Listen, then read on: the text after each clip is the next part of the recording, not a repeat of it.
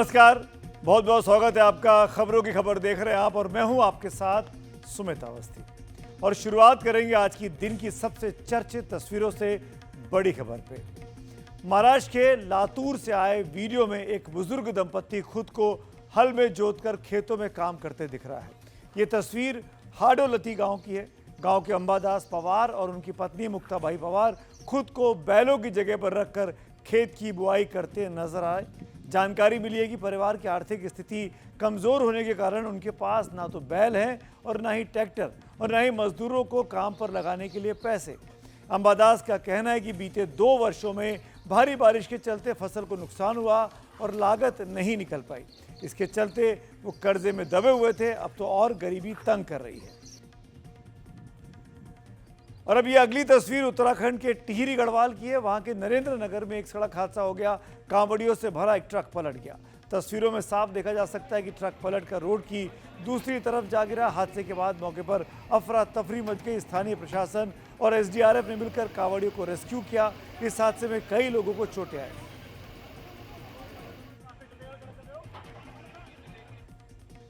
और अब बात करेंगे कर्नाटक से। यहाँ पे इंसानियत को शर्मसार कर देने वाली एक तस्वीर आज सामने आई। राज्य के गुंडलपेट में 20 से अधिक बंदर मृत पाए गए। आरोप है कि इन बंदरों को जहर दे दिया गया।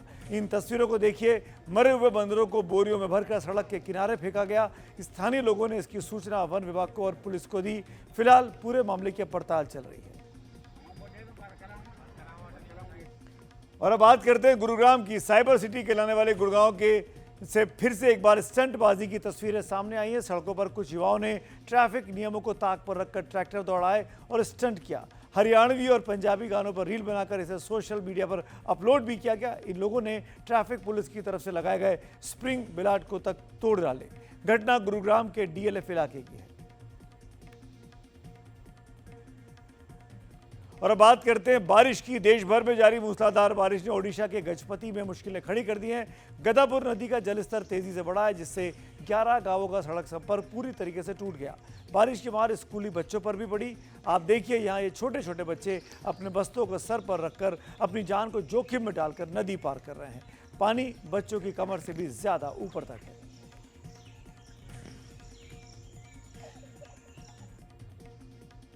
और अब बात राजस्थान की। राजस्थान के थार रेगिस्तान में भारतीय सेना का युद्धाभ्यास चल रहा है। सेना रेगिस्तान में एयर सपोर्ट, अटैक, ड्रोन निगरानी, टैंक वॉरफेयर और साइबर डिजिटल नेटवर्किंग का अभ्यास कर रही है। सबसे अहम पहलू यह कि अभ्यास के दौरान सैनिक हेलीकॉप्टर से दुश्मन क्षेत्र में उतरते हैं, सर्जिकल स्ट्राइक को अंजाम देते हैं और मिशन पूरा कर सुरक्षित वापस लौटते हैं। सेना के मुताबिक यह अभ्यास पाकिस्तानी सीमा से सटे इलाकों में हो रही ड्रोन घुसपैठ और साइबर हमलों का जवाब देने की तैयारी का हिस्सा है।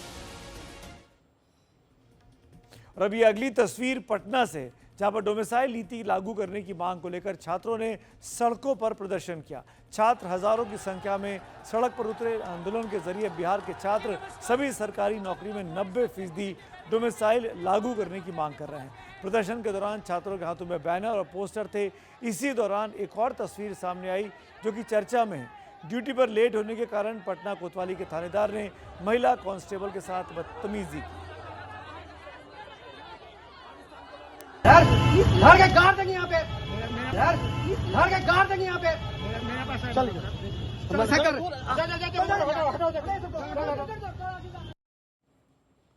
बात बिहार की करेंगे। बिहार में राष्ट्रीय जनता दल की एक विधान परिषद ने आज जो बयान दिया वो पूरे दिन चर्चा में है। उर्मिला ठाकुर ने लालू यादव की तुलना भगवान शंकर से कर दी।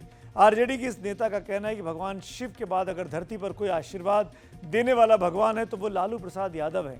उर्मिला ठाकुर मुजफ्फरपुर में डॉक्टर भीमराव अम्बेडकर से जुड़े एक कार्यक्रम में पहुंची थी, जहां उन्होंने ये विवादित बयान दिया है। सही मायने में अगर इस कलयुग का अगर भगवान कोई है तो बाबा भीमराव अम्बेडकर, जिन्होंने हमें अधिकार दिए और उसको अमली जामा पहनाने का काम किए, उस शख्स का नाम है बाबू लालू प्रसाद यादव, जिनके दरबार में भगवान शिव के तरह सभी लोगों का जगह है, जहाँ जो है किसी को अपमानित होना नहीं पड़ता है। हम बात बिहार की ही कर रहे हैं तो एक और खबर जान लीजिए। आज बीजेपी कार्यालय पटना में मुख्यमंत्री नीतीश कुमार का पोस्टर लगाया गया। इस पोस्टर में नीतीश को प्रधानमंत्री मोदी के साथ दिखाया गया। पोस्टर में लिखा गया है, सोच दमदार, काम असरदार, फिर एक बार एनडीए सरकार। इसके कल जेडीयू के दफ्तर में भी एक पोस्टर लगाया गया था जिसमें प्रधानमंत्री मोदी और नीतीश कुमार साथ साथ थे। ऐसा पहली बार हुआ है कि जेडीयू के दफ्तर में प्रधानमंत्री मोदी की और बीजेपी के दफ्तर में नीतीश कुमार की तस्वीर लगाई गई है।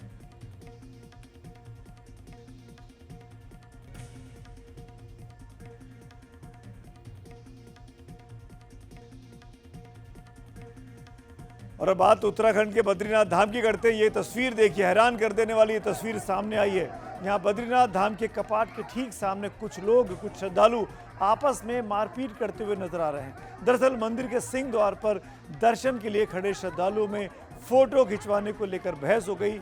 इस दौरान श्रद्धालु आपस में ही भिड़ गए और जमकर हाथापाई की। मामला जब ज्यादा गर्म होने लगा तो बीच बचाव के लिए पुलिस को आना पड़ा।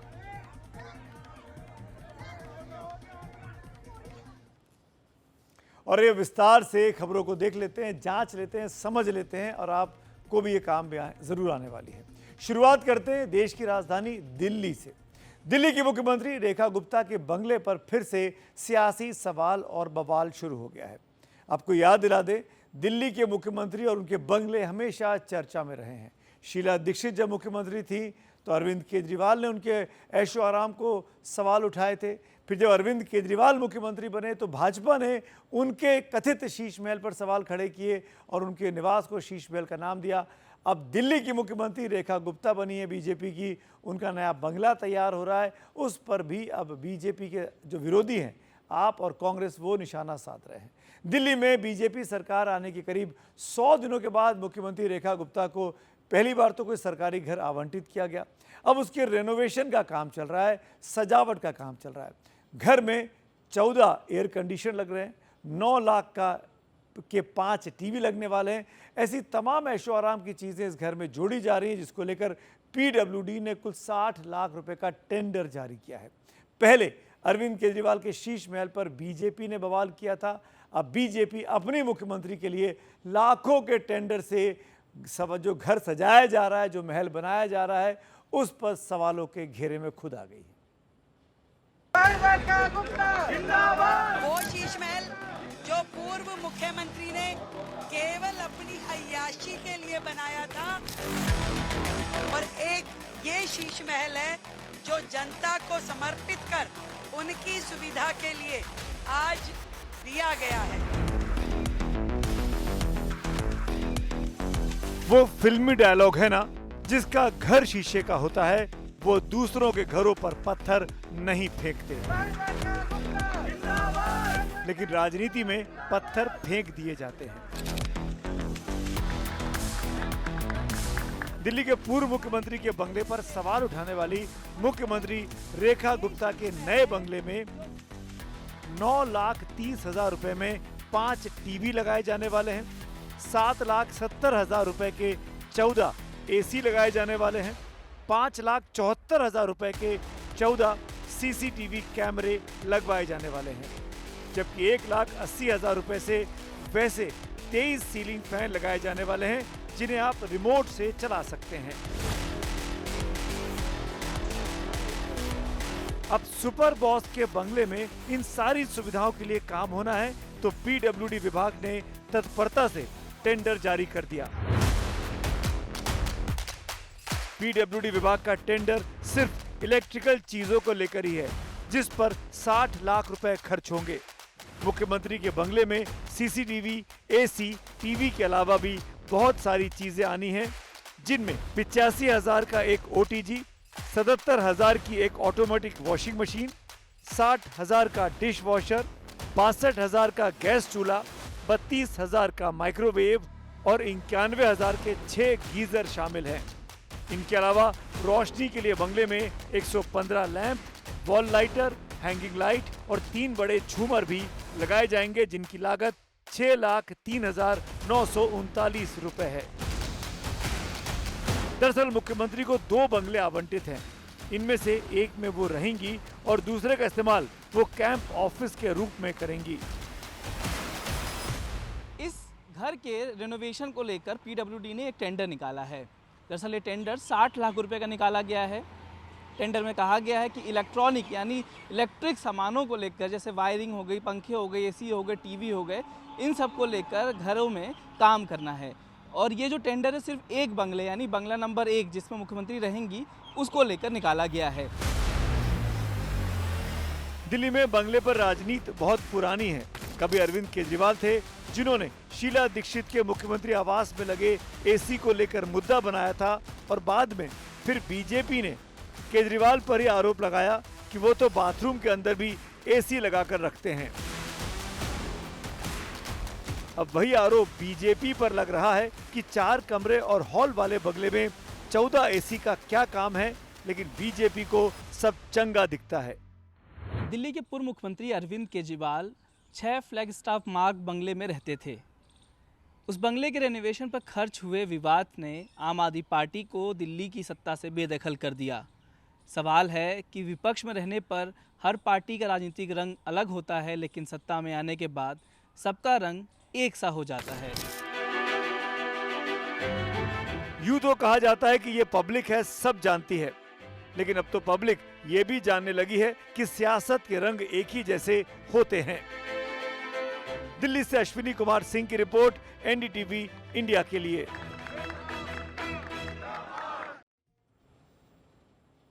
दरअसल मुख्यमंत्रियों मंत्रियों के पास घर मिलने चाहिए, सरकारी घरों में सुविधाएं होनी चाहिए, हम इसके मुखालफत नहीं करते हैं, लेकिन जो राजनीति की जाती है कि इसका घर देखिए, इसका बंगला देखिए कितना महंगा है, कितना साजो सामान लगा है, और उसके बाद जब आपकी बारी आती है तो आप भी वही सब काम करने लगते हैं जो अपने विरोधियों पर सवाल उठाते हैं। इसीलिए कहते हैं कि जब किसी पर उंगली उठाते हैं तो 3 उंगली आपकी अपनी ओर इशारा कर रही होती हैं। बंगले को सजाने से आगे अब आपको बताते हैं कि दिल्ली के मुख्यमंत्री को दरअसल सुविधाएं सरकार की तरफ से क्या क्या मिलती हैं, क्या किस किस चीज़ के वो एंटाइटलमेंट है।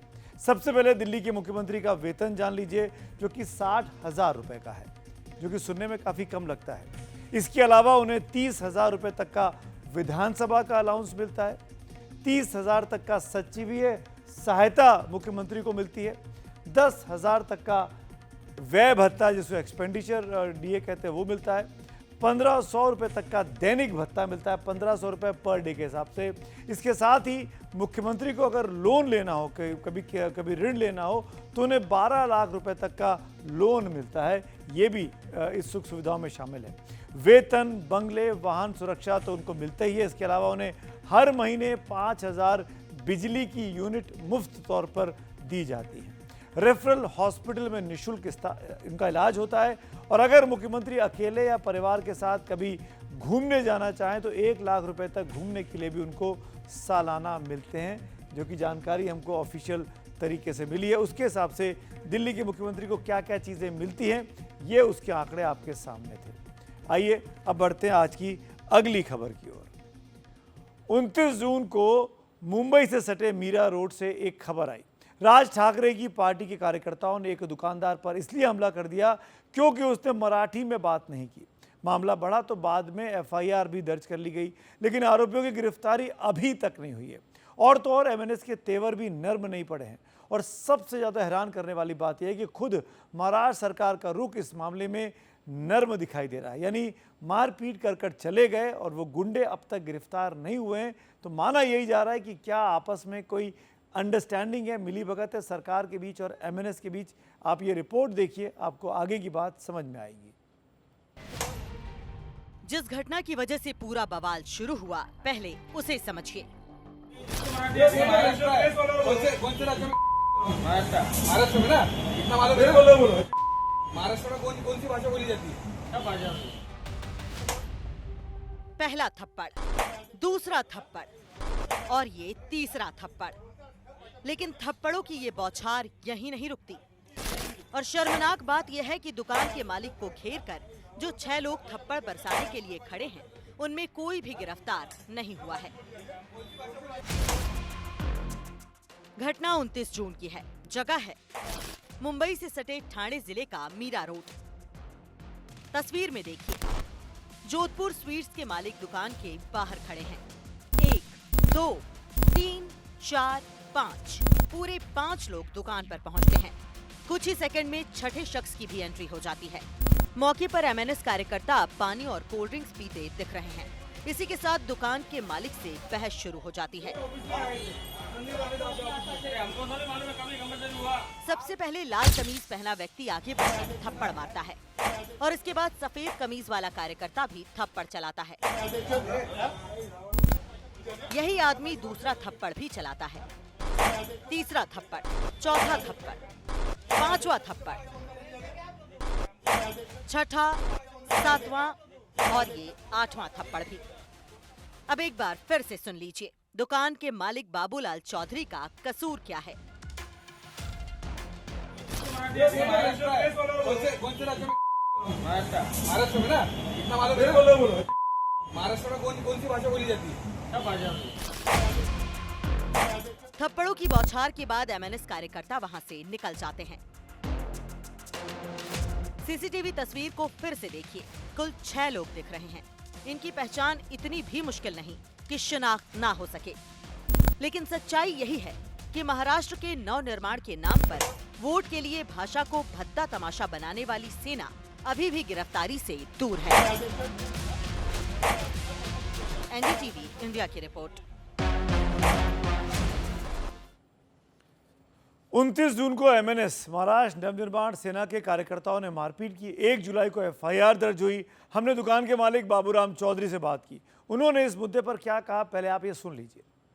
तो तुम्हारे को मालूम नहीं क्या, तुम कैसे बंदे रखे हिंदी बोलने वाले? अभी है ना जो कानून प्रस्ताव पास हुआ, तुमको मालूम नहीं क्या? मैं उनको बोला सर मेरे को मालूम नहीं है, हम लोग 7 बजे आते, न्यूज़ बहुत कम देखते हैं, तो आप बताओ क्या कैसा क्या है? तो उन्होंने बोला कल से है ना विधेयक पास हो गया है और जितने भी बंदे हैं मराठी बंदा दुकान में रखने का, महाराष्ट्र में धंधा करने का, तो और उसके बाद में मराठी बोलने का। हम लोग मीरा रोड में हम 20-25 साल से है ना बिजनेस करते हैं। जोधपुर सूरत से हमारे 3 ब्रांच है इधर, लेकिन हमारे को मराठी को महाराष्ट्र हमारी कर्मभूमि है और हम लोग हमको कर्मभूमि मानते हैं और मराठी भाषा से भी हमको कोई ऑब्जेक्शन नहीं है और हम मराठी संस्कार का भी आदर करते हैं और रेस्पेक्ट भी करते हैं। लेकिन अक्सर मैडम वैसा कोई हमारे दिल में है ही नहीं। हम भी राजस्थान से, तो हम खाली बिजनेस करने के लिए आए इधर और उसके बाद में हमको कोई आपत्ति नहीं, हम रेस्पेक्ट करते हैं, लेकिन उनका टारगेट ही एक अलग था। दरअसल बीएमसी के चुनाव होने वाले हैं और एक तरीके से एमएनएस अपनी सियासी जमीन को तलाशने की कोशिश कर रही है। वो एमएनएस जिसका एक भी सांसद विधायक नहीं है। अब हम आपको कुछ घटनाक्रम ग्राफिक्स के तरीके पर आपको दिखाने की कोशिश करता हूं, क्योंकि ये सवाल बार बार पूछा जा रहा है कि क्या महाराष्ट्र सरकार राज ठाकरे के प्रति नरम रुख अपना रही है। हम ऐसा क्यों कह रहे हैं, इन ग्राफिक्स को, इस घटनाक्रम को जरा ध्यान से देखिएगा। महाराष्ट्र सरकार ने केंद्र की नई शिक्षा नीति के तहत 3 त्रिभाषीय भाषा का प्रस्ताव जारी किया। राज ठाकरे ने आरोप लगाया कि यह महाराष्ट्र पर हिंदी थोपने की कोशिश की जा रही है। राज ठाकरे और उद्धव ठाकरे ने संयुक्त विरोध मार्च निकालने का निर्णय लिया और ऐलान किया। महाराष्ट्र की बीजेपी की देवेंद्र फडणवीस सरकार ने त्रिभाषा प्रस्ताव को वापस ले लिया। इस घटनाक्रम के बाद राजनीतिक गलियारे में मायने क्या निकाले जा रहे हैं, उसको भी जरा समझिए। ये दावा किया जा रहा है कि फडणवीस सरकार अड़ी रहती तो मराठी मतदाता नाराज हो सकते थे। कानाफूसी जो चल रही है वो ये कि भाषा विरोध कार्यक्रम बीजेपी और एमएनएस के बीच का एक फिक्स मैच है।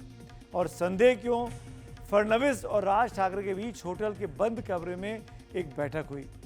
शिगुफा ये है कि सरकार के प्रस्ताव से एमएनएस को जमीन मजबूत करने का मौका मिला। संभावना जो कही जा रही है वो ये कि राज मजबूत हुए और उद्धव में समझौता नहीं किया तो बीजेपी को फायदा होता है। सवाल कि क्या राज ठाकरे भाई के साथ नहीं जाएंगे और बीजेपी को फायदा पहुंचाएंगे। इसीलिए सवाल ये खड़ा हुआ कि क्या बीजेपी और एमएनएस एक दूसरे की मदद कर रहे थे, क्योंकि राज ठाकरे और देवेंद्र फडणवीस की बंद कमरे में 5 सितारा होटल में एक बैठक हो चुकी थी। ये इल्ज़ाम लग रहा है, ये आरोप लग रहा है, कहा जा रहा है कि एमएनएस की ज़मीन मजबूत करने के लिए इस तरह की शगुफे को छोड़ा गया है। इस पूरे घटनाक्रम के बाद एमएनएस का क्या रुख है, आपको वो भी देखना चाहिए। पार्टी की उपाध्यक्ष रेशमा तपासे ने साफ कहा कि जो हुआ वो ठीक था और अगर ज़रूरत पड़ी तो आगे भी ऐसा किया जाएगा। आप इसी इलाके में, आपका शाखा भी आता है, आपके इलाके में इस प्रकार आपके कार्यकर्ता ने आकर किसी के दुकान में घुसकर उनसे मारपीट की, ये आपको कितने हद तक सही लगता है?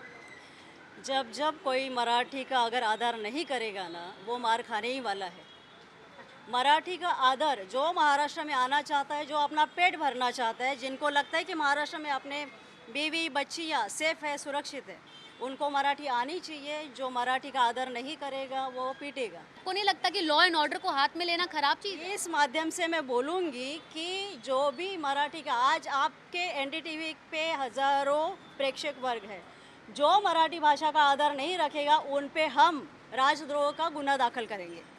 जो भी मराठी का आदर नहीं रखेगा। मैम, गुनाह तो फिलहाल आपके लोगों के खिलाफ हो चुका है, 7 लोगों पर एफआईआर हो चुकी मारपीट करने के लिए। कोई बात नहीं, मनसे के ऊपर बहुत सारे गुने हैं, मेरे ऊपर भी है, होते रहते हैं। और ये मराठी भाषा के लिए, महाराष्ट्र के लिए कोई बड़ी बात नहीं है। हमने जब से ये मराठी का मुद्दा लिया है ना, तब से हमें सोशल मीडिया हो या पत्रकार हो, मराठी पत्रकार की बात नहीं करूँगी क्योंकि वो मराठी है। जितने भी पत्रकार हमसे बात करते हैं ना, उनको क्या लगता है आप हिंदू विरोधी काम कर रहे हो क्योंकि आप हिंदी भाषिक लोगों को मारते हो। मुझे एक बात का जवाब, वायलेंस के खिलाफ हैं, हम मारने के खिलाफ हैं। आप यहाँ पर अभी मराठी सिखाइए, हम आपकी सराहना करेंगे। क्यों नहीं सिखाएंगे? मारना सही नहीं है। क्यों नहीं सिखाएंगे? मारना सही है। पास अगर कोई आएगा हम सिखाएंगे ना, आप सीखो ना। हम चाहते हैं कि आप मराठी में बात करो। आप मारने तो आप खुद जा रहे हो, तो सीखने क्यों आएंगे? आप अगर हमें उकसाओगे मराठी भाषा को लेके, अगर आप हमसे इस भाषा में अगर बात करोगे जिसमें हमारे महाराष्ट्र का या मराठी का अपमान होगा, आप पीटोगे। यानी हिंदी में बात करेंगे तो ये अपमान है। मराठी में बात नहीं करोगे तो अपमान है। आप मराठी में हमसे बात करो, आप दूसरे से कोई भी भाषा में बात करो, आप तेलुगु में करो, हिंदी में करो, लेकिन हमसे अगर मराठी इंसान से अगर आप मराठी में बात नहीं करोगे तो ये हमारा अपमान है। और वो भी जानबूझ के ये बोलना कि क्या फालतूगिरी है। मराठी फालतूगिरी है तो यहाँ पे क्या काम है आपका? महाराष्ट्र अगर फालतूगिरी है तो यहाँ पे क्या काम है आपका?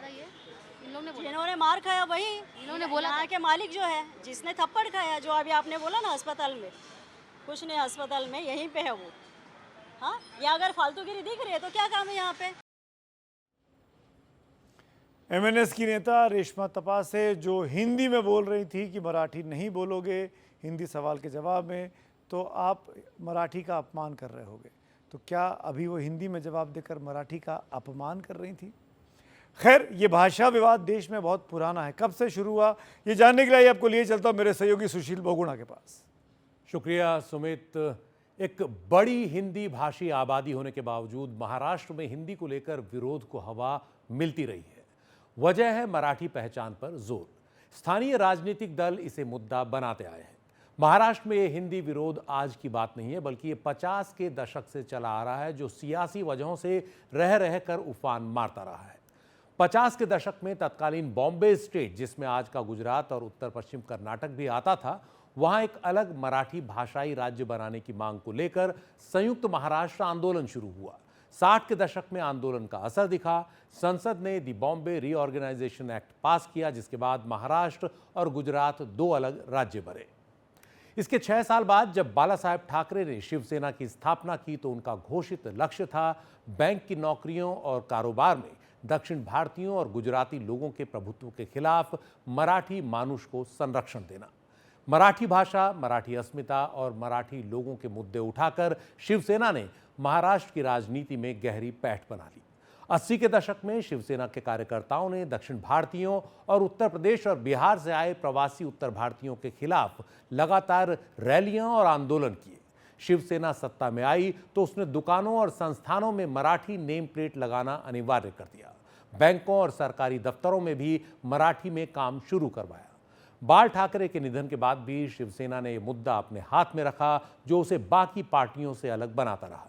उधर शिवसेना से अलग हुए बाला साहेब ठाकरे के भतीजे राज ठाकरे की पार्टी महाराष्ट्र नवनिर्माण सेना ने भी ये मुद्दा मजबूती से थामे रखा और इस वजह से कई बार उत्तर भारतीयों पर महाराष्ट्र में हमले भी हुए, उनकी पिटाई भी हुई।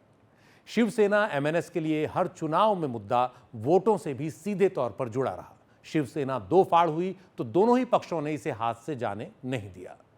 मराठी भाषा को लेकर ताजा विवाद इस साल मार्च में तेज हुआ, जब आरएसएस के वरिष्ठ नेता सुरेश भैयाजी जोशी ने कहा कि मुंबई की एक भाषा नहीं है और ये जरूरी नहीं है कि मुंबई आने वाले हर व्यक्ति को मराठी सीखनी पड़े। सुरेश भैयाजी जोशी खुद महाराष्ट्र से हैं। उनके इस बयान पर विपक्षी महाविकास अघाड़ी के दल बिफर गए।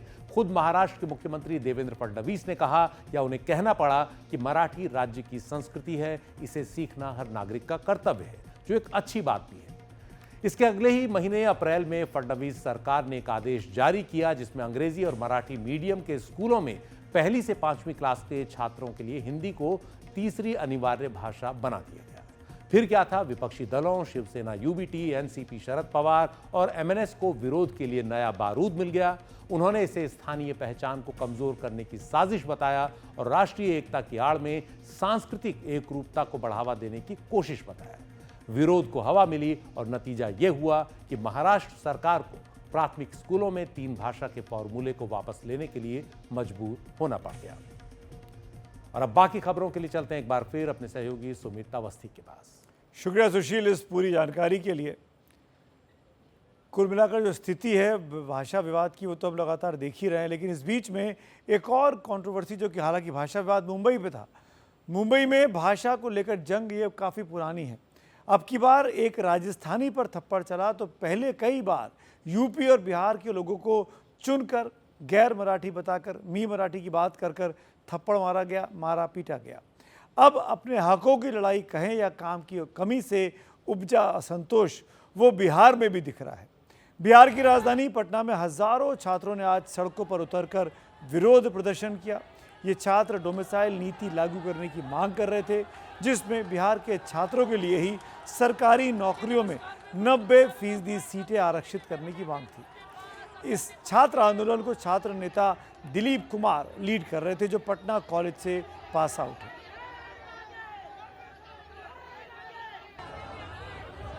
हम लोगों की मांगे है कि बिहार के सभी सरकारी नौकरी में डोमिसाइल 90% लागू किया जाए, 10% सीट ओपन रहे और अप्रत्यक्ष रूप से भी लागू, क्योंकि बिहार से बाहर कई राज्यों में डोमिसाइल लागू है। बिहार में छात्र अपनी मांग पर अड़े हैं तो चुनावी साल में राजनीतिक दलों के लिए लगता है कि मुसलमान इस बार वोट की धुरी बनने वाले हैं। जहां वक्फ कानून के खिलाफ आवाज उठाकर तेजस्वी यादव मुसलमानों का दिल जीतना चाहते हैं, वहीं बीजेपी पसमानदा मुसलमानों की बेहतरी की बात करके अपने वोट में विस्तार करना चाहती है। एनडीए भाजपा की सरकार जाने वाली है।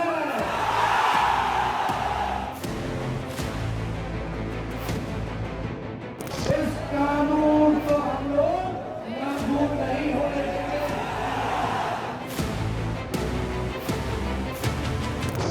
सवाल 17.7% वोट को पाने, गंवाने या बांटने का है। इसीलिए बिहार में मुस्लिम वोट सुर्खियों के सेंटर में खड़ा है। बीजेपी को मुसलमानों में पसमानदा प्यारे हैं, जिनके लिए उसने पसमानदा मिलन समारोह किया। जेडीयू नीतीश कुमार की अगुवाई में ये मानकर चलती है कि मुसलमानों के लिए उसने बहुत सारे कल्याणकारी काम किए हुए हैं। कांग्रेस को लगता है कि राहुल गांधी के संविधान की रक्षा वाली बात में मुसलमानों की रक्षा छिपी हुई है।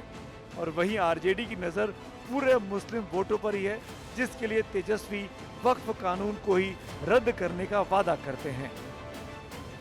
तो फिर अब की बार बिहार के चुनाव में मुस्लिम धुरी पर दोनों नाच रहे हैं, चाहे आरजेडी हो या फिर बीजेपी।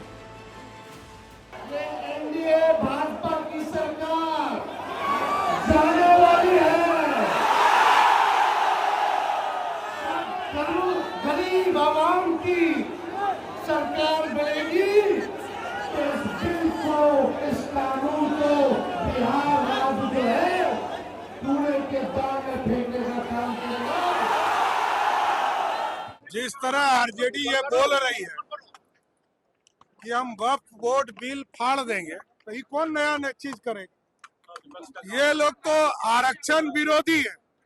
महिलाओं को आरक्षण मिल रहा था अटल जी के समय, तो तब बिल फाड़ दिया था। तो ये लोगों का इतिहास ही है, कानून पर भरोसा नहीं करना, गुंडागर्दी करना। राजद का मतलब ही है अपराधीकरण।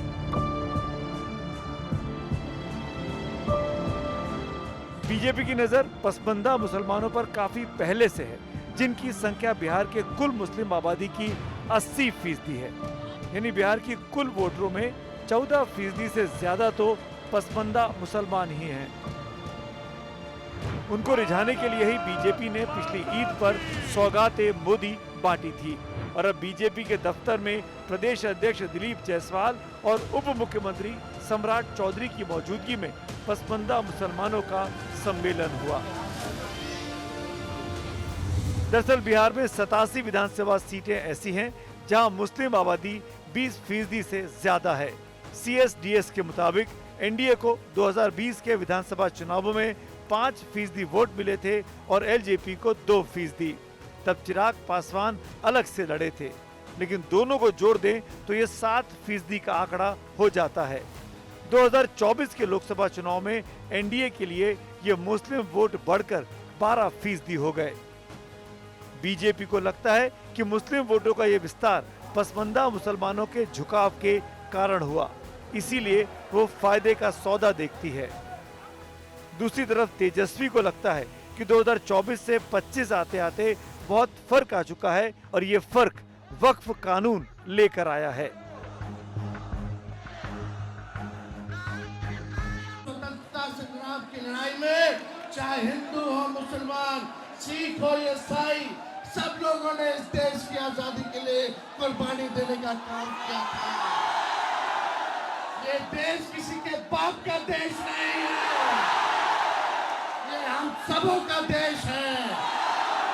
आप सब लोग, चाहे फखरुल्लाह खान हो या भगत सिंह, सब लोगों ने शहादत दी। ओवैसी जी वैसे भी महागठबंधन के साथ ही रहते हैं, इसलिए उसमें तो कोई नई बात नहीं है।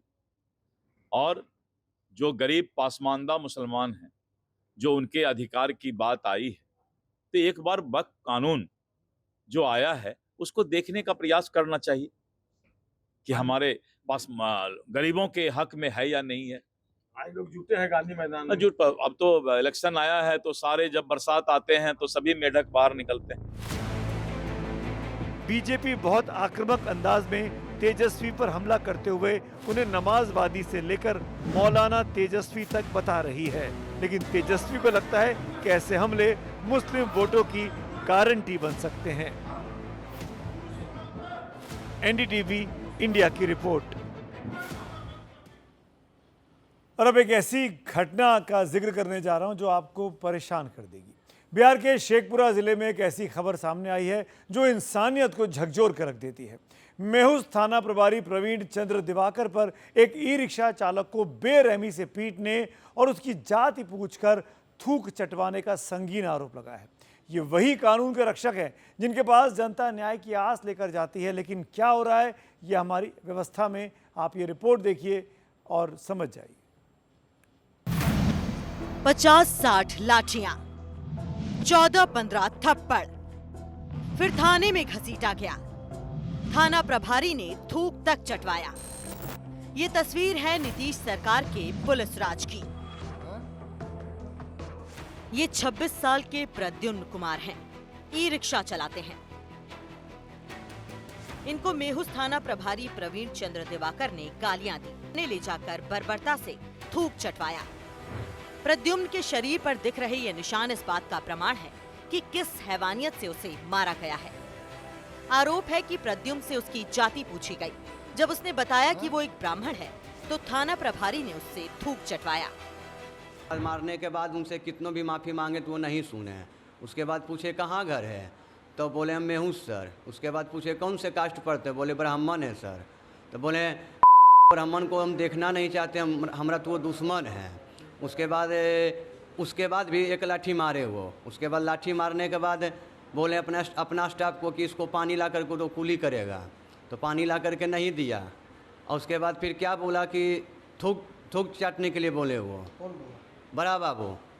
तो थूक हम नहीं चाट रहे थे तो बोले थूक चाटता कि नहीं कि तुमको दें फिर से थी हम। तो वही थूक हमसे ज़बरदस्ती निकलवाएं, उसके बाद थूक चटवाएं वो। उसके बाद थूक जब चाटा हो गया तो बोले ठीक है चले जाओ। प्रद्युम्न अस्पताल में भर्ती है और इंसाफ की लड़ाई लड़ रहा है।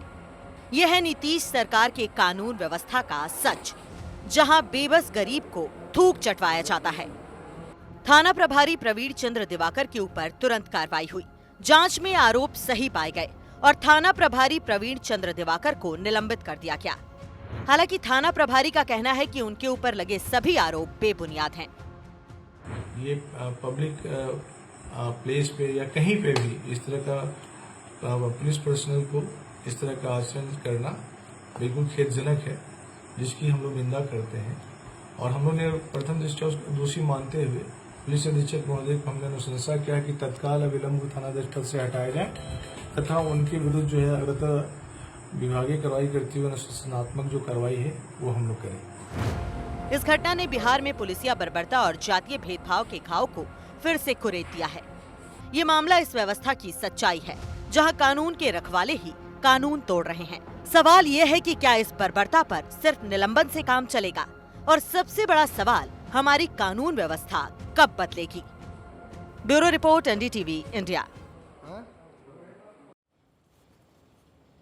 और अब बात करते हैं कोलकाता गैंग रेप केस की, जिसमें एक के बाद एक बड़े खुलासे हो रहे हैं। आपको याद होगा NDTV पहले दिन से इस संवेदनशील मुद्दे पर तथ्यों के साथ रिपोर्ट करता आ रहा है और एक एक कलई भी खोलता जा रहा है। आपको दिखाते हैं इस केस के आरोपी नंबर 1 मनोजीत मिश्र उर्फ मैंगो के एक पुराने जानकार ने आज हमें उसके बारे में और क्या जानकारी दी।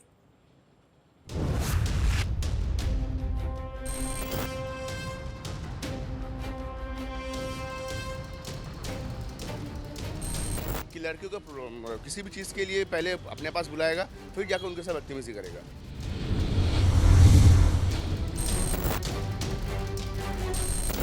मोनोजीत उर्फ मैंगो कोलकाता गैंगरेप कांड के आरोपी नंबर 1 का हाल ये था कि उसे देखकर कॉलेज की लड़कियां डर के मारे रास्ता बदल लेती थी। मोनोजीत के साथ पढ़ चुके लोग खुद बता रहे हैं कि उसने कैसे आतंक मचा रखा था। 2012-13 कॉलेज में था, 14 में अब तक 3rd सेमेस्टर वो कॉलेज में नहीं आता था। उस टाइम हम लोग को सुनने को मिला था कि कालीघाट में चेतला के वहाँ पे एक अटेम्प्ट टू मर्डर या फिर स्टैबिंग के केस में उसके नाम पे केस रजिस्टर हुआ। उसके बाद से 2-3 साल वो तरीपार था। मोनोजीत 2 से 3 साल तक तड़ी पार रहा। 2017-18 में उसे कॉलेज से निकाला गया। वो कॉलेज के बाहर गुंडागर्दी करता था, लड़कियों को छेड़ता था। 2018 में कॉलेज की वाइस प्रिंसिपल ने उसके खिलाफ शिकायत दर्ज कराई थी। 2022 में उसके खिलाफ छेड़खानी की FIR दर्ज हुई। उसकी वजह से लड़कियों की हाजिरी कम हो गई थी। इतना ही नहीं, उसे लगता कि कोई उसका कुछ नहीं बिगाड़ सकता। कई लड़कियों ने तो उसके डर के मारे शिकायत ही नहीं की।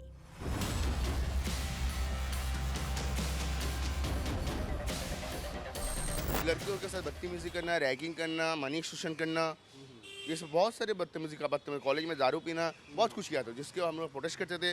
कॉलेज में एक टाइम के बाद जाकर हम लोगों ने उसको कॉलेज ने जीबी बुलाया, जीबी मीटिंग करके उसको कॉलेज से निकाल दिया गया था। बोला गया था सिर्फ आओगे, एग्जाम दो के चले जाओ।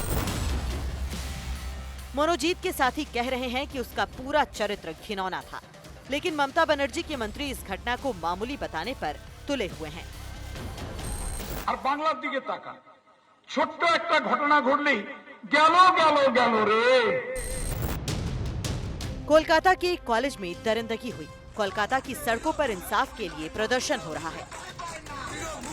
खुद आरोपी नंबर 1 के जानकार उसका कच्चा चिट्ठा खोल रहे हैं, लेकिन ममता सरकार या तो मौन है या फिर उसके मंत्री ऐसे बयान दे रहे हैं जिससे खुद सरकार पर सवाल खड़े हो रहे हैं।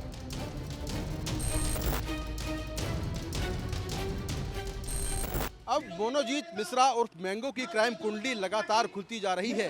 उसके दोस्त लगातार उसके बारे में नए नए खुलासे कर रहे हैं। पता चला है कि वो इस कॉलेज का सबसे बड़ा गुंडा था और लगातार पिछले कई सालों से महिलाओं को परेशान कर रहा था। लेकिन छात्र राजनीति से ऊपर उठकर जब उसका जुड़ाव राजनीतिक पार्टी से हुआ तो उसके बाद कोई भी उसका कुछ नहीं कर पाया, यानी कोई भी उसका बाल बांका नहीं कर सका। उद्योगपति अनिल अंबानी के लिए आज का दिन अच्छा नहीं है। एक बुरी खबर आई है उनके लिए। पहले से ही उनकी कंपनियां खराब प्रदर्शन कर रही थी और अब उनकी एक कंपनी रिलायंस कम्युनिकेशंस का लोन अकाउंट स्टेट बैंक से फ्रॉड घोषित होने वाला है। क्या है पूरा मामला, इसको समझने के लिए हमारी ये रिपोर्ट देखिए। उद्योगपति अनिल अंबानी की आर्थिक स्थिति गड़बड़ाती रही है। अब उनको स्टेट बैंक ऑफ इंडिया से बहुत बड़ा झटका लगा है। अनिल अंबानी की कंपनी रिलायंस कम्युनिकेशंस के लोन अकाउंट को state bank of India fraud घोषित करने वाली है। इस मामले में स्टेट बैंक ने आरबीआई को चिट्ठी लिखी है। स्टेट बैंक ने कहा है कि रिलायंस कम्युनिकेशन के लोन अकाउंट में संदिग्ध अनियमितता देखी गई। इस मामले में स्टेट बैंक ने कंपनी को कारण बताओ नोटिस भी दिया और अनिल अंबानी की कंपनी ने जवाब भी दिया लेकिन वो पर्याप्त नहीं है।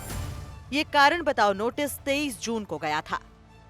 एसबीआई के हिसाब से 31,000 करोड़ का लोन जो है वो रिलायंस कम्युनिकेशंस और उसकी सहयोगी कंपनियों ने लिया था, और उस लोन को ना चुका पाने की वजह से और साथ ही साथ में पैसे लेके जो जिन ज़रूरतों के लिए पैसे लिए गए थे उनके खिलाफ किसी और ज़रूरत के लिए वो पैसे इस्तेमाल किए गए हैं। इसीलिए इस लोन को फ्रॉड घोषित किया जा रहा है। जहाँ तक कि एसबीआई का ख्याल है, उन्होंने पिछले 3 सालों में कई सारे शो कॉज नोटिस भेजे हैं। दरअसल 2019 से वो शो कॉज नोटिस भेजे जा रही हैं रिलायंस कम्युनिकेशंस को, अनिल अंबानी को और भी कई डायरेक्टरों को, लेकिन उन्हें जो जवाब मिले हैं उसमें कोई साफ तरह की कोई सफाई नहीं दी गई है रिलायंस कम्युनिकेशंस की तरफ से। Company already bankruptcy insolvency process के अंडर है, तो वहाँ पे जो ओनर होते हैं कंपनी के और जो उनके डायरेक्टर होते हैं उन्हें हटा दिया जाता है, और एक कोर्ट अपॉइंटेड रेजोल्यूशन प्रोफेशनल वहाँ पे होते हैं जो कंपनी की देखरेख करते हैं उस समय में। एक वक्त अनिल अंबानी अपनी फिटनेस, अपने बिजनेस और अपनी सोशल लाइफ के लिए काफी सुर्खियों में रहते थे। 20 साल पहले अपने बड़े भाई मुकेश अंबानी से अनिल अंबानी अलग हुए। उसके कुछ समय बाद एक ऐसा वक्त भी आया जब मुकेश अंबानी से ज्यादा संपत्ति अनिल अंबानी की हो गई थी। लेकिन धीरे धीरे अनिल अंबानी धोखाधड़ी, फंड डाइवर्जन और डिफॉल्ट्स के जाल में फंसते चले गए। अनिल अंबानी के खिलाफ भारत ही नहीं बल्कि दुनिया में भी कई जगहों पर मामले सामने आए। पिछले साल अगस्त में सेबी ने अनिल अंबानी और 24 दूसरी संस्थाओं पर रिलायंस होम फाइनेंस लिमिटेड से फंड डाइवर्ट करने के आरोप में 5 साल के लिए शेयर बाजार में पाबंदी लगा दी थी। साथ ही 25 करोड़ रुपए का जुर्माना भी लगाया। इससे पहले 2020 में अनिल अंबानी ने इंग्लैंड की एक अदालत में अपने आप को दिवालिया घोषित कर दिया। ये घोषणा 3 चीनी बैंकों, industrial and commercial bank of China, China development bank और export import bank of China द्वारा रिलायंस कम्युनिकेशंस को दिए गए $925 मिलियन यानी 8,000 करोड़ रुपए के ऋण पर डिफॉल्ट के बाद दायर मुकदमे के बाद हुई। एक बार अनिल अंबानी की कंपनी रिलायंस इंफ्रास्ट्रक्चर को नेशनल कंपनी लॉ ट्रिब्यूनल ने भी दिवालिया घोषित कर दिया था। इनके अलावा भी कई बार धोखाधड़ी और वित्तीय अनियमितताओं के कई मामले अनिल अंबानी की कंपनियों के खिलाफ गए, जिसके कारण उनके आर्थिक साम्राज्य का पतन होता गया। एनडीटीवी इंडिया की रिपोर्ट। और स्टेट बैंक ऑफ इंडिया से धोखाधड़ी वाले टैग पर अनिल अंबानी की तरफ से भी अब सफाई आई है।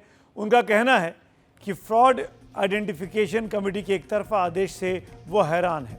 बैंक ने उनके पिछले पत्र का 1 साल से जवाब नहीं दिया है।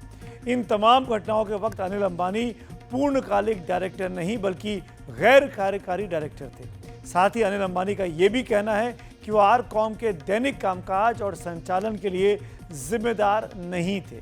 उनकी ये भी सफाई है कि बैंक अंबानी को व्यक्तिगत सुनवाई का अवसर देने में विफल रहा है। आगे बढ़ते हैं अगली खबर की ओर। जयपुर में एक शख्स को ब्याज पर रुपए लेना इतना भारी पड़ गया कि उसने इसकी कीमत अपनी जान देकर चुकाई। ये मामला जयपुर के ट्रांसपोर्ट नगर थाना इलाके का है, जहां सोमवार को मृतक राजेश शर्मा ने ट्रांसपोर्ट नगर थाने के बाहर पेट्रोल छिड़ककर अपने आप को आग के हवाले कर दिया। जयपुर के एसएमएस अस्पताल में इलाज के दौरान बाद में उनकी मौत हो गई। वहीं मोटे ब्याज पर रकम देने वाले आरोपी कैलाश माहेश्वरी को पुलिस ने अब गिरफ्तार किया है। क्या है पूरा मामला, आपको इस रिपोर्ट में दिखाते हैं।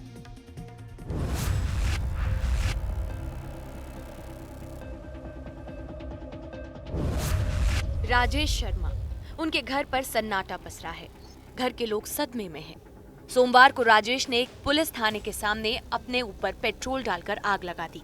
1.5 करोड़ का कर्ज था और लोन माफिया सिर्फ उसे ही नहीं, उसके परिवार, पत्नी और बेटियों को भी धमका रहा था। ब्याज माफिया कैलाश माहेश्वरी से तंग आकर राजेश शर्मा जो पीड़ित था उसने इसी ट्रांसपोर्ट नगर थाने के बाहर आकर सुसाइड अटेम्प्ट कर लिया। ट्रांसपोर्ट नगर थाना है और उसके आगे वो जो पेड़ आप देख रहे हैं, बस यहीं पर वो आया। एक दिन पहले वो पुलिस के पास पहुंचा और उसने जो है कैलाश माहेश्वरी के खिलाफ आरोप लगाए कि कैलाश माहेश्वरी उसे तंग करता है और हर महीने 4 लाख से अधिक का ब्याज लेता है। 2.70 की दर पर वो ब्याज जो है वो वसूल रहा था, करोड़ रुपए उससे ले रखा था। और यहीं पर आकर जब उसको लगा कि शायद इंसाफ नहीं मिलेगा, तो बस ये आप देखेंगे कि ये जिस तरह से पेट्रोल का है या यूँ कहे कि खून के जो धब्बे हैं वो देख सकते हैं। और यहीं पर आकर उसने राजेश शर्मा ने आत्मदाह कर लिया। इस पेड़ पर खून के निशान उस भयानक घटना को बयां करते हैं जहां से राजेश ने अपने आप पर पेट्रोल डालकर आग लगाई और फिर पुलिस थाने की तरफ भागा। अस्पताल में इलाज के दौरान राजेश की मौत हो गई।